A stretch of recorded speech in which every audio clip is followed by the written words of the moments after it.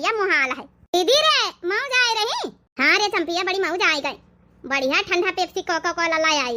ये बीत के गर्मी में पेप्सी पी लेने दो, अभी जिंदा हूँ तो जी लेने दो, अभी जिंदा हूँ तो जी लेने दो। यही गर्मी के मौसम में तन्हाई के आलम में मैं ससुरे से निकली आई, मैं ससुरे से निकली आई, बोतल भी उठा लाई, बोतल भी उठा लाई, भरी बरसात में पी लेने दो, अभी जिंदा हूँ तो जी लेने दो। लड़कावा ने कहा पार्ले जी बिस्कुट लाए पकड़ाए देने का नहीं, लड़कावा तो माने तैयार नहीं रहे। अब क्या करे बड़की जीजी, आज तो हदय पार का दिन बुढ़ांचा हो रही। हमारे पंचन के एक का जेब में रुपया नहीं रहती, ये हमारी मनसावा ने कहीं हाई जा पैठे कि 1 रुपया हमारे पंचन के बैंक अकाउंट में लगाई दिए कि लड़कन के खवाई पियाई दई। अब का नहीं तो बड़की जीजी अब बुढ़ांचा गोहूं बेचा दिया है कि भला हम हो पंचे एक टोकनी लेके जाए अपन ले दई जाए।